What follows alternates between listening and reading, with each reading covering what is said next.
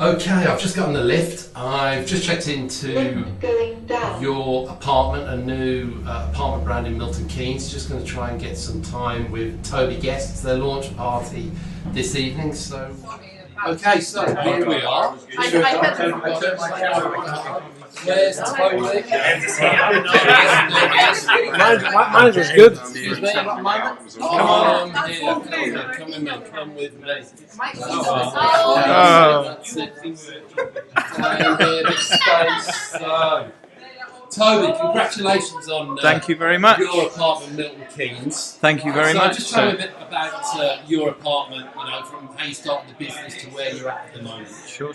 So we started Your Apartment about 6 years ago in Bristol as an Airbnb rent-to-rent provider. We quickly grew into a service apartment hotel operator, and we've now expanded into London and Milton Keynes. And why did you sort of move from, the Airbnb to serviced apartments? We just thought it was easier to scale when you're in control of the whole building, and that you can brand something, and you can be in control of every single element, as apart from being in a broken block and not being able to be in control of communal areas and having gym features and co-working spaces and that kind of thing.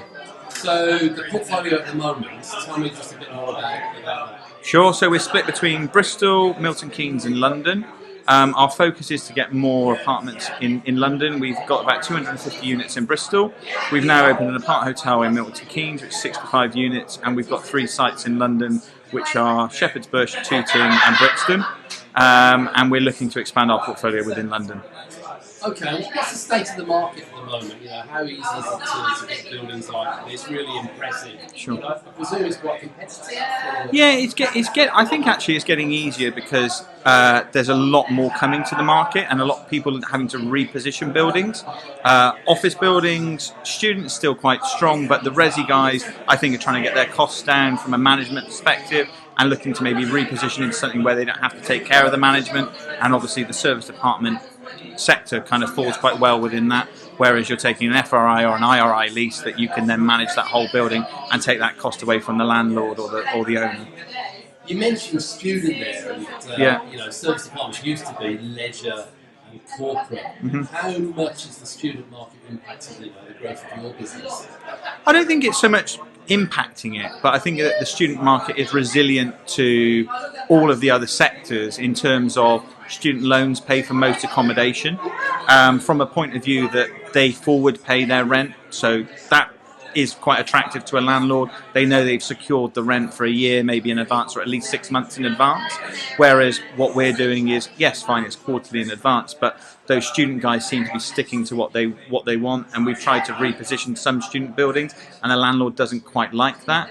So we're actually looking at more office PD type schemes, that there's an oversupply of office within a concentrated area, or it's slightly out of tier 1 and you're getting on the periphery of tier 1, and they're looking to reposition that into a longer 25-year FRI lease. And what's your take on sort of 2023 with the cost of living prices, and I suppose ultimately affordability? Sure. I think that the management of bills is really important. Obviously, hotels historically, people leave everything on, they put everything on as high as they can. As soon as it's hot, they're opening windows to cool the place down, but still got it on a high temperature. We're having to try and find new solutions as to managing that, things coming on sensors when people leave the room that it's turning off. And I think that for us it was a big worry that the cost of living is going through the roof, and us not knowing where our bills were actually going to sit, because we were still within a fixed contract and that wasn't up for renewal until the end of 22, beginning of 23. And trying to have conversations with those providers now is still not providing us with a solid answer, so it's still quite uncertain as to what our proposed bills are going to be at that point. Okay, and for the future, looking at 2023, we've talked about the cost of living prices quite briefly. What's your take on where the service apartment market will be in the next 12 years? I think that it's still massive expansion. I think a lot of the budget end hotel operators are going to struggle, because I think that the value for money is within the serviced apartment sector. I think that a lot of corporates are actually looking to now cut their costs on accommodation, where somebody can eat in an apartment, they can pay 10 quid a night for a meal as opposed to 25. They can have more people within an apartment because there's washing facilities. It's a lot more sustainable for companies to justify putting people within an apartment as opposed to booking the equivalent 3 rooms at a Premier Inn or a Travelodge. Thank you, Toby.